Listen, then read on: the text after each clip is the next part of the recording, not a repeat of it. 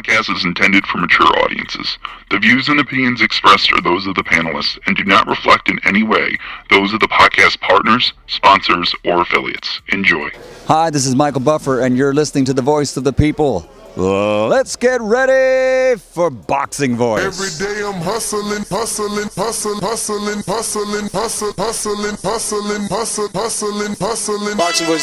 day I'm hustling. What broke him down? Was it just the body punches? Every day I'm I was hitting hustling. with body punches and I heard him, actually he was crying in there.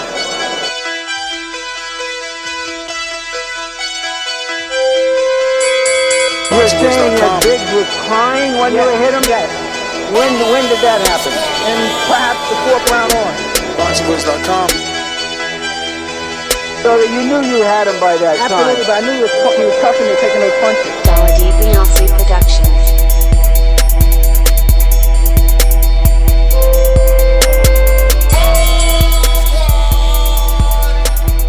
Making women gestures like, oh. Let's go, champ.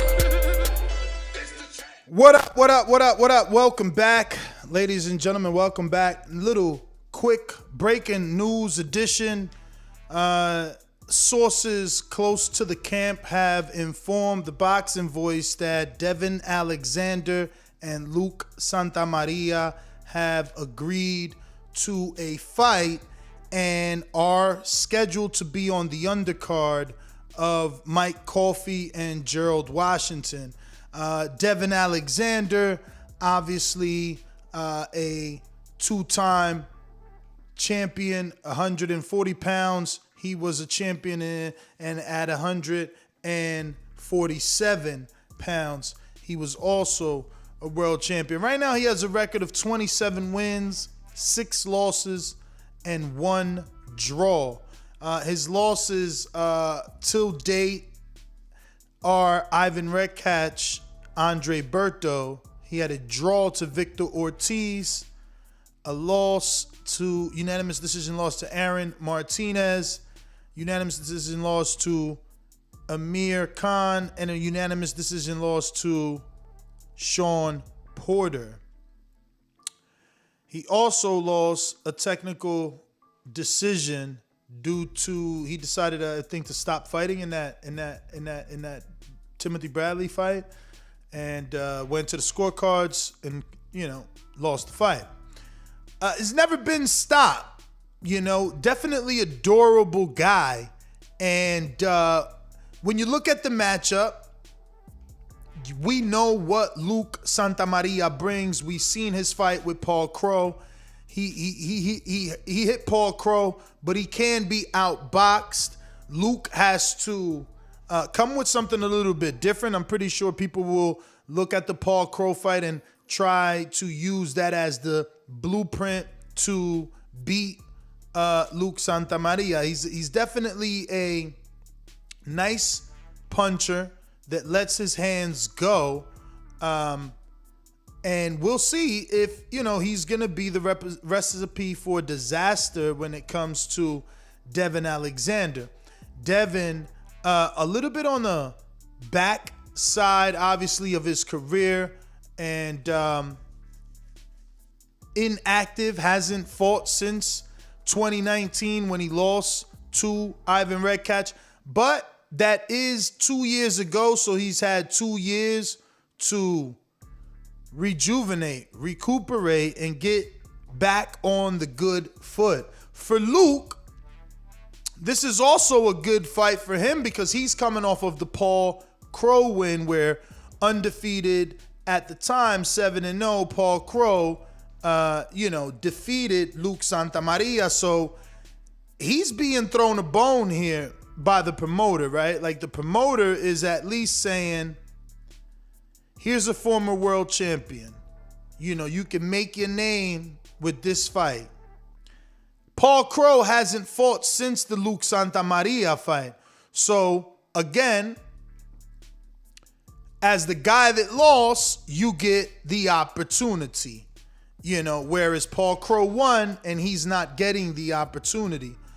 So Luke has to capitalize on this opportunity that he's getting with Devon Alexander, because Devon is a two-time former world champion.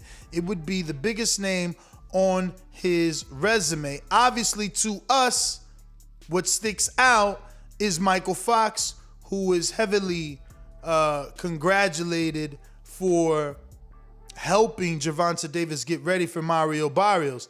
That's the biggest name on Santamaria's career. He also is 11 wins in with 2 losses. His most recent loss coming to Paul Crow, and the one before that was in Mexico, where he got a 4-round unanimous decision.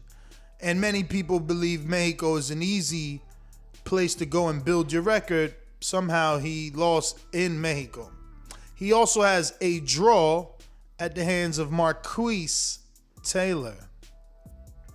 So Luke Santamaria being given an opportunity here, obviously being brought in as the B-side opponent to the former world champion. I like the fight. Again, I love the fight for Luke. He gets that former world champion. This reminds me of like when Danny fought, Nate Campbell or Kendall Holt or maybe those names were too young, right? Maybe Nate Campbell. I think Nate Campbell is around the same place that Devon is, and maybe even Eric Morales. Just that Eric was way more known. He was more known, he was more popular amongst boxing community, so it was a little bit different. But yeah, man, little breaking news. Sources close to the camp have indicated to us that Devon Alexander versus Luke Santamaria will fall on the undercard of Coffie and Washington. Gerald Washington taking on Michael Coffie, and that is where this fight should happen on the undercard. Now, again, good welterweight fight. We've seen all the, just all the liveliness and spunk and attitude that Luke brought to the Paul Crow fight. Crow just a little too slick that day, and hopefully Luke is learning from that. Hopefully they went back and they worked on some things, and now they can take on this slick southpaw fighter. Now, we've been seeing Devon Alexander, or at least I've been seeing Devon train for some time now on social media. I actually thought he was going to get a bigger name than Luke. I thought he was going to be preparing someone for a southpaw. I thought maybe Devon versus Thurman to prepare him for Earl, or the possibility of Earl. But again, this is the biggest opportunity for Luke Santamaria. He needs to capitalize off. He's 11-2-1, and he's getting an opportunity at a 2-time former world champion. He absolutely has to make this count. Devon Alexander,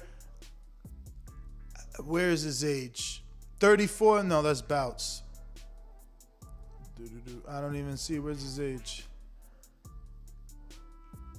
He's been gone so long that, I don't know his age. Maybe Wikipedia has that. Let's see, Wiki. I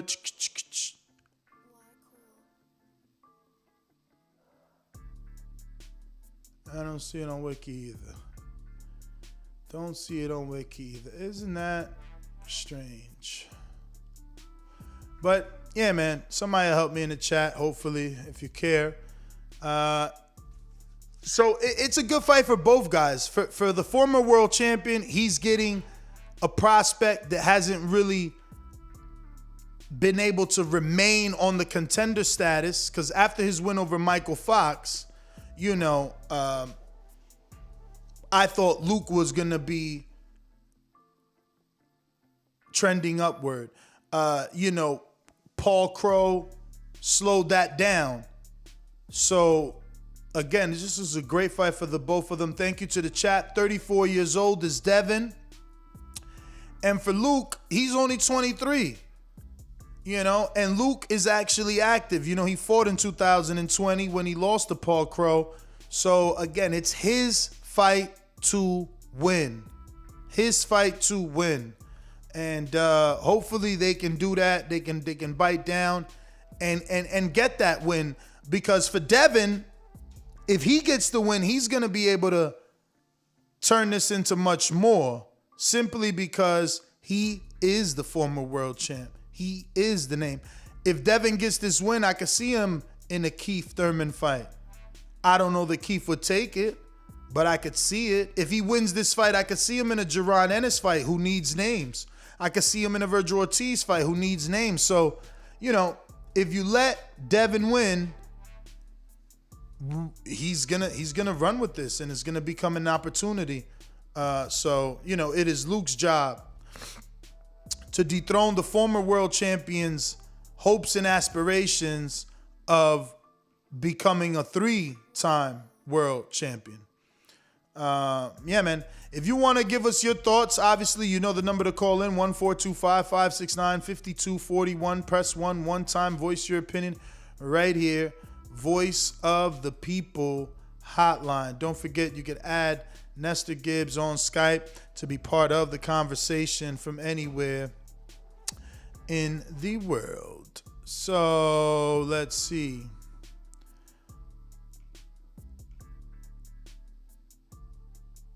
All right. So basically, Hamilton, you're just listening, right? Natural Wiz, or are you rocking out?